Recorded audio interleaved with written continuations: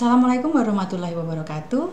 Kembali lagi bersama saya pengampu di Departemen Parasitologi Fakultas Kedokteran dari Ilmu Kesehatan Universitas Muhammadiyah Yogyakarta. Nama saya Dr. Farindira Festi Ramasari. Dan hari ini kita akan melanjutkan materi praktikum kemarin yang sudah kita lakukan pengambilan sampel darah untuk pemeriksaan apus darah tebal dan juga untuk apus darah tipis. Dan hari ini kita akan belajar mengenai morfologi Plasmodium malaria, baik itu untuk Plasmodium falciparum, malaria, oval, dan juga vivax. Dan di sini akan kita pelajari terlebih dahulu, yaitu terkait dengan siklus hidup dari Plasmodium. Dan ini secara garis besarnya bahwa malaria ditularkan oleh nyamuk, yaitu namanya Anopheles, ya, dan kemudian dia melalui injeksi atau sporozoid yang masuk ke dalam tubuh manusia, kemudian dia akan memasuki sel hepar atau sel hati. Dan di sini terjadi stadium atau stage yang disebut dengan human liver stage atau stadium hepar yang ada di manusia. Dan kemudian dari stadium hepar ini dia kemudian akan berkembang, ya, sporozoid tadi akan berkembang, kemudian matur menjadi skizon, dan skizon ini akan berkembang menjadi jumlahnya lebih banyak lagi, dan akhirnya di dalam sel hepar skizon ini akan menyebabkan sel hepar tadi rupture atau pecah, ya. Dan setelah skizon ini rupture, maka kemudian dia akan menginfeksi sel darah merah yang ada di dalam tubuh manusia, ya. Di sini dia akan mengalami perkembangan, ya, dari mulai stadium imatur, ya. Kemudian dia akan berkembang menjadi trofozoid yang matur atau yang sudah dewasa. Setelah matur trofozoid itu, kemudian dia akan berkembang menjadi skizon, ya. Skizon dari muda, kemudian dia menjadi skizon tua, yang akhirnya kemudian mengalami pecah, ya, ruptur dari sel darah merah tadi. Kemudian dia akan mengalami kembali yang namanya siklus darah manusia. Jadi di sini bisa terjadi dalam waktu 2 atau 3 kali atau 2 sampai dengan 3 siklus. Apabila 2 sampai dengan 3 siklus ini sudah terlewati, maka kemudian skizon ini akan berkembang menjadi stadium seksual, yaitu disebut dengan gametosit, ya. Gametosit bisa dibedakan menjadi 2, yaitu gametosit jantan dan gametosit betina. Pada gametosit jantan, khusus untuk yang falciparum nanti akan kita pelajari lebih detail lagi pada saat kita akan melihat secara mikroskopis, ya, untuk morfologi dari kedua jenis gametosit ini. Gametosit jantan disebut dengan mikrogametosit. Ini bentuknya seperti pisang, ya, bentuknya seperti pisang, di mana intinya dia ada di tengah, ya, dan pigmentnya tersebar. Sedangkan pada Plasmodium falciparum yang betina, ini dia intinya itu terletak padat dan ada di tepi, yang disebut dengan makrogametosit.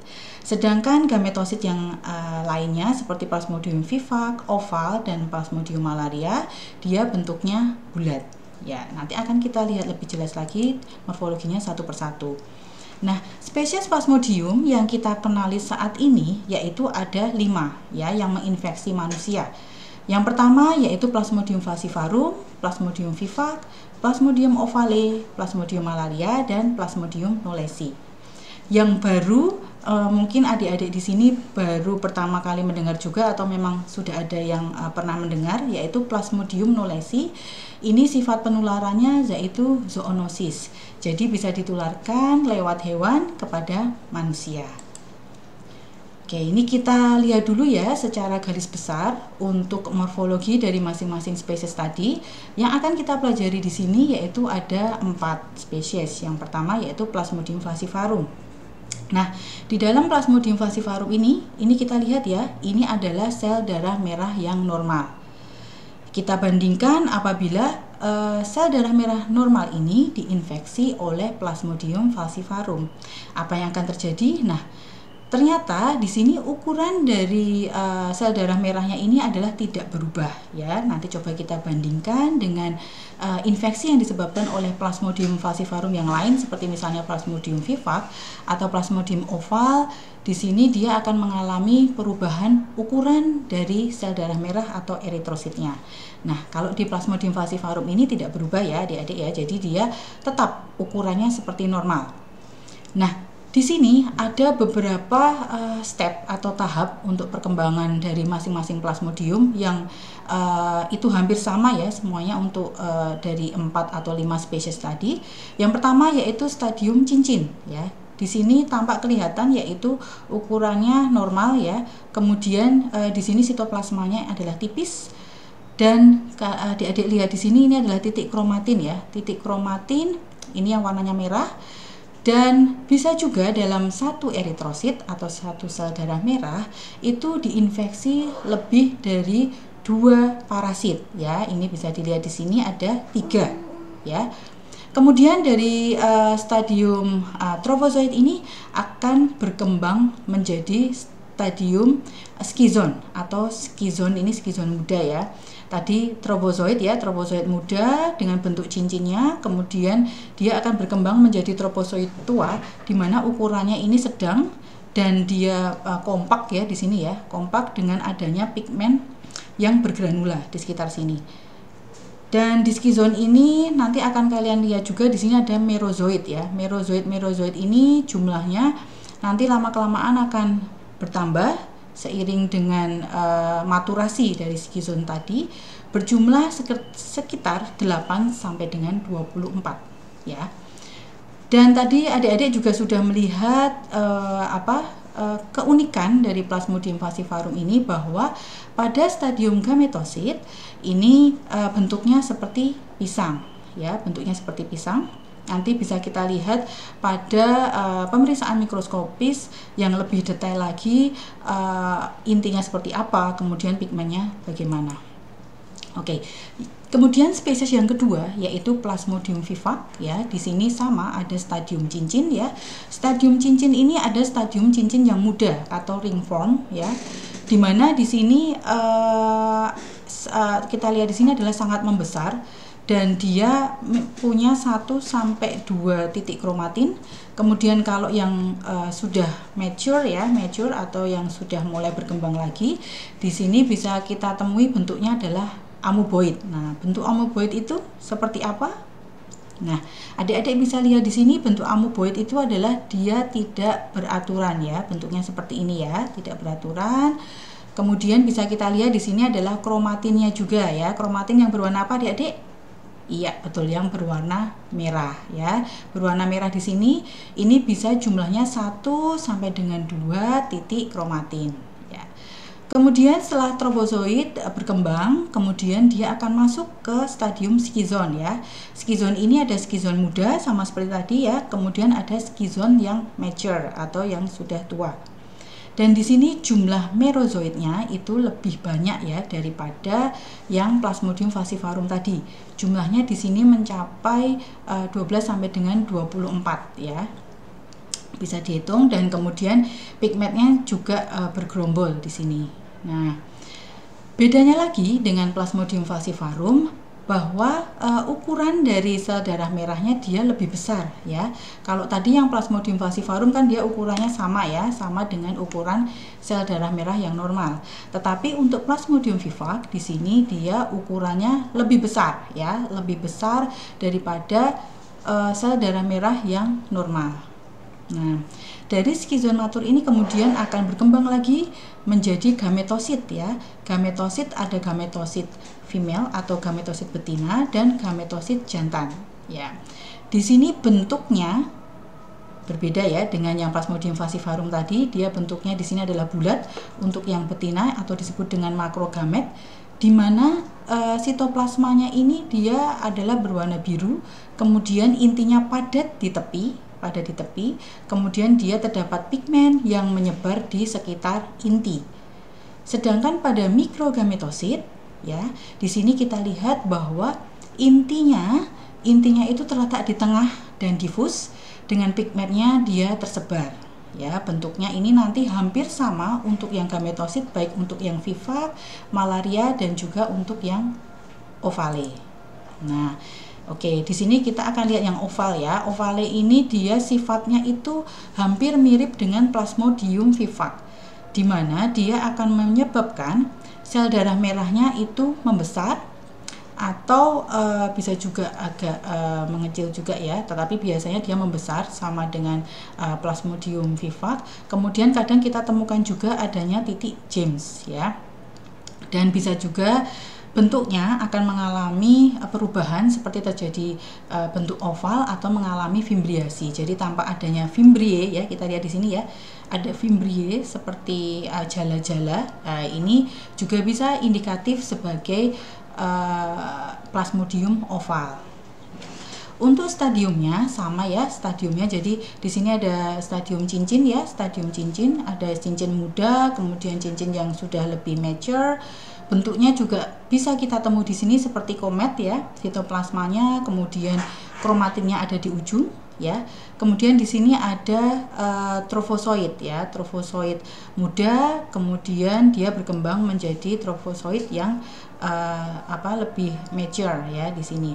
Dan bentuknya di sini karena tadi seperti yang sudah saya sampaikan adalah hampir mirip dengan Plasmodium vivax, bentuk dari sitoplasmanya adalah amoeboid ya, bentuknya amoeboid atau tidak beraturan. Memang pada Plasmodium vivax tadi ya, kalau boleh kita ulang sedikit, Plasmodium vivax tadi amoeboidnya seperti ini ya, dia lebih ketara ya, lebih lebih sitoplasmanya masih kelihatan terpecah. Tetapi kalau pada Plasmodium oval dia seperti menyatu untuk bentuk amoeboidnya seperti ini.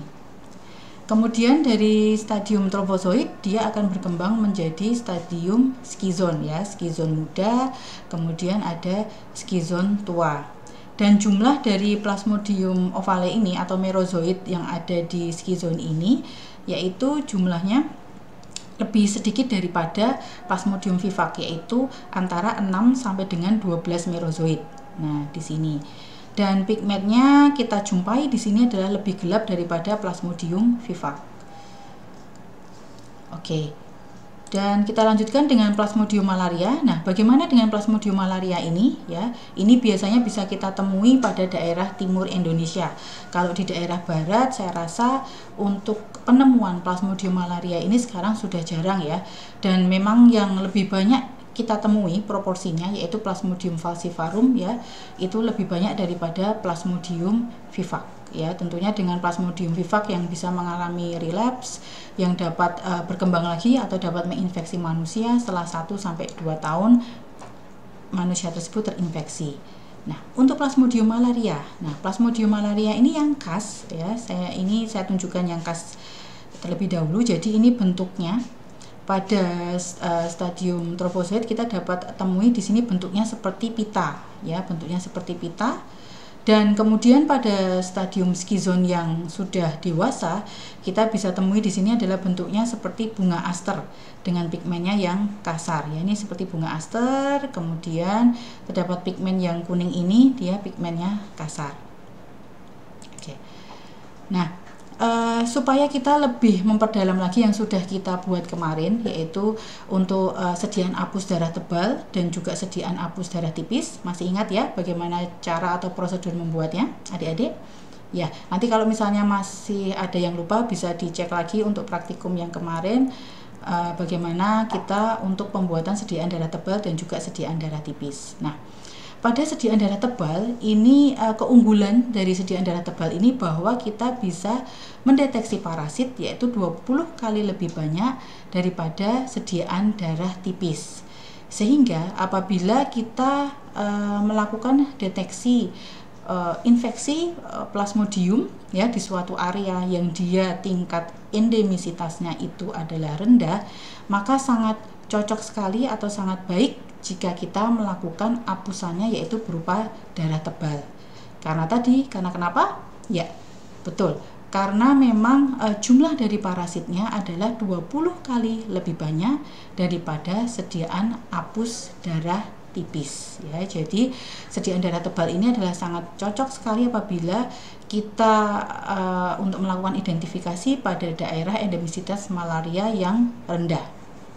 Nah, di sini yang kita ambil contoh adalah Plasmodium falciparum ya. Plasmodium falciparum ini bentuknya cenderung uniform ya apabila kita bandingkan dengan sediaan darah tebal di Plasmodium yang lain seperti misalnya Plasmodium vivax, ovale dan malaria. Maka yang akan kita temui di sini akan bervariasi mulai dari trofozoit, skizon, gametosit ya. Semua stadium di sini bisa ada. Tetapi pada Plasmodium falciparum biasanya kita hanya menemui 1 atau 2 stadium saja. Biasanya kalau dia infeksinya masih ringan, malah kita hanya menemukan 1 jenis stadium saja, yaitu stadium cincin. Tetapi jika Plasmodium falciparum itu infeksinya sudah berat, terjadi malaria cerebral ya, seperti contohnya individu tersebut kemudian sudah mengalami koma, penurunan kesadaran, maka di dalam sediaan apus darah tebalnya akan kita jumpai di sini adanya mikrogametosit ataupun makrogametosit ya. Ingat, di Plasmodium falciparum ada apa kalau mikrogametosit dan makrogametosit bentuknya? Iya, bentuknya dia pisang ya. Berbeda dengan spesies Plasmodium falciparum yang lainnya. Kemudian di Plasmodium vivax ini kita bedakan dengan sediaan darah tipisnya. Di sini memang keunggulannya kita dapat mengetahui atau mengidentifikasi spesies ya, spesies dari kelima tadi ya. Kita dapat tahu apakah individu tersebut terinfeksi oleh Plasmodium falciparum, vivax, ovale atau malaria. Nah, di sini kita bisa tahu dengan jelas. Karena apa? Karena di sini akan tampak batas sitoplasmanya itu adalah nyata ya.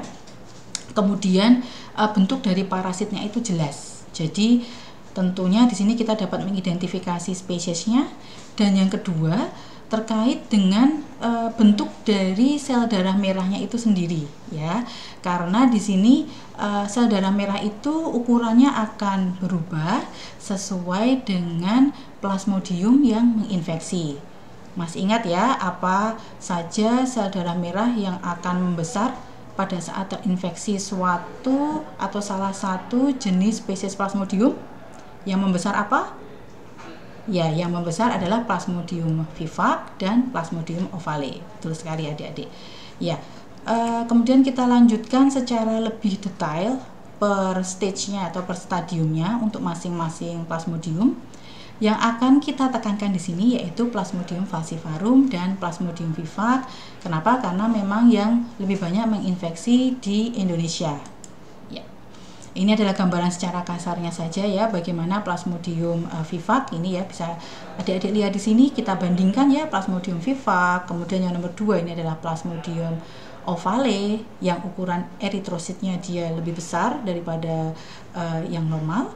Kemudian Plasmodium malaria ya, ini bisa kita lihat di sini berbagai macam stadium dari mulai stadium cincin, kemudian stadium skizon ya. Kemudian di sini adalah Plasmodium falciparum ya. Dan yang terakhir di sini adalah Plasmodium knowlesi ya, yang baru saja spesies yang baru saja bisa menginfeksi manusia. Oke. Jika kalian lihat di sini ya, ini adalah stadium cincin dari Plasmodium falciparum ya. Dalam satu eritrosit, adik-adik di sini bisa melihat ada lebih dari 2 bentukan ring form yang ada di dalam eritrosit ya, 1, 2, 3 dan 4 ya. Dan di sini adalah apa tadi? Kromatin ya, kromatinnya. Bisa adik-adik tebak kira-kira ini sediaan apus darah tebal atau apus darah tipis? Masih ingat kemarin hasil dari pemeriksaan adik-adik pada waktu kita praktikum? Ya, ini adalah hasil pemeriksaan untuk sediaan darah tipis ya. Karena kenapa? Karena eritrositnya dia tidak bergabung ya, jadi dia terpisah satu-satu ya, dan eritrositnya juga tidak lisis ya, jadi masih utuh. Betul sekali. Dan sitoplasmanya di sini adik-adik ingat bahwa di Plasmodium falciparum ini adalah sitoplasmanya halus ya, di sini halus, kemudian bisa kita temui lebih dari 2 titik kromatin ya.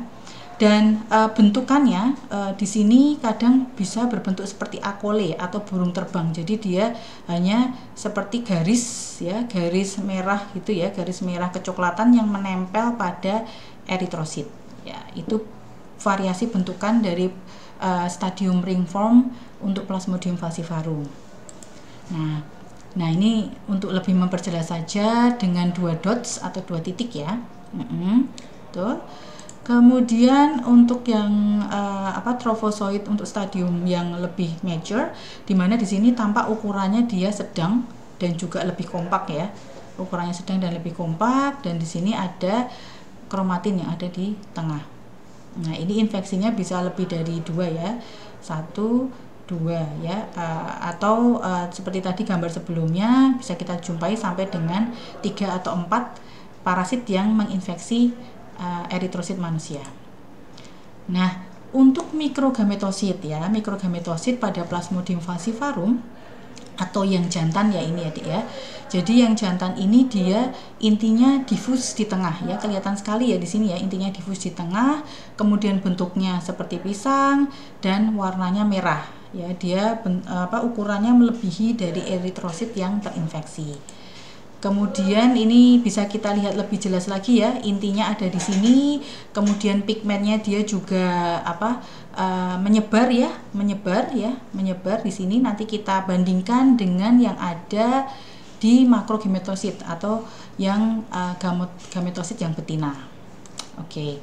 Nah, ini gametosit yang betina ya, bisa kita lihat jelas warnanya di sini lebih kebiruan ya, warnanya biru.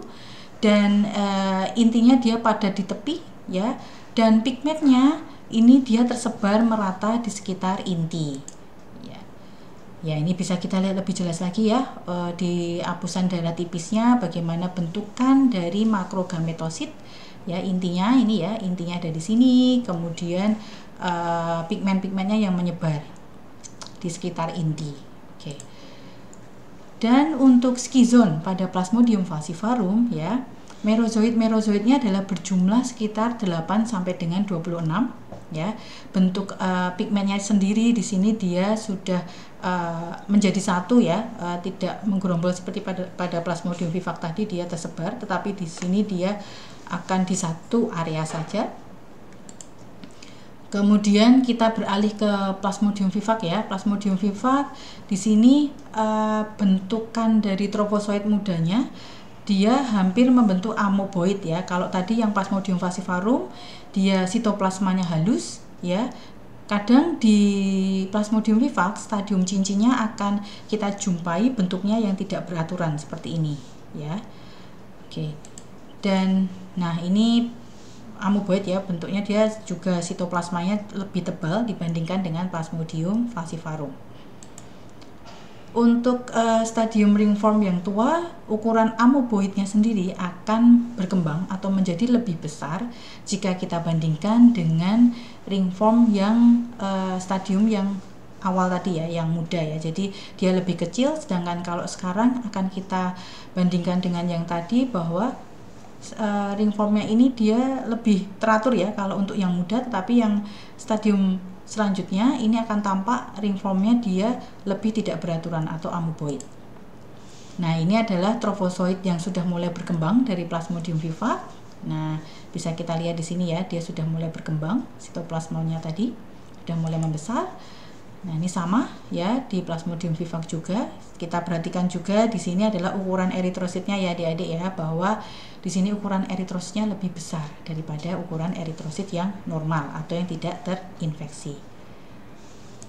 Oke, dan di sini stadium selanjutnya yaitu skizon untuk Plasmodium vivax, di mana dia jumlahnya lebih banyak di antara Plasmodium yang lain, yaitu sekitar 12 sampai dengan 24. Kemudian pigmennya juga dia menggerombol, jadi di sekitar sini ya, tidak menjadi satu seperti Plasmodium falciparum.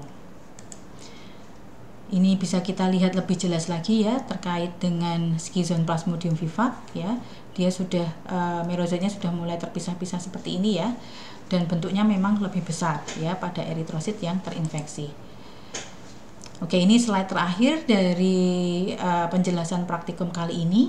Yang perlu kita ingat-ingat lagi yaitu gametosit pada Plasmodium vivax jika kita bandingkan dengan gametosit pada Plasmodium falciparum ya. Kalau pada Plasmodium vivax dan juga pada Plasmodium yang lain seperti misalnya Plasmodium malaria dan Plasmodium ovale, untuk makrogametositnya atau yang betina ya, bisa adik-adik lihat di sini. Ini adalah intinya padat di tepi ya, intinya padat di tepi. Kemudian pigmennya dia ada di sekitar inti ya, pigmennya sekitar inti, dan warnanya dia merah ya, beda ya dengan yang ada di sini. Kalau di teori memang menjelaskan warnanya biru, tapi memang tergantung dari pewarnaan ya, kualitas dari pewarnaan bisa biru atau sedikit ungu tua seperti ini, dimana di sini adalah intinya difus di tengah untuk yang mikrogamet atau yang jantan dengan pigmennya tersebar ya. Oke, demikian adik-adik untuk penjelasan mengenai morfologi Plasmodium dari keempat spesies yang banyak menginfeksi di Indonesia, tetapi terutama tadi yang sudah saya jelaskan yaitu terkait dengan Plasmodium falciparum dan juga dengan Plasmodium vivax. Terima kasih atas perhatian adik-adik sekalian. Semoga apa yang sudah saya jelaskan bisa bermanfaat untuk adik-adik dan selamat belajar. Wassalamualaikum warahmatullahi wabarakatuh.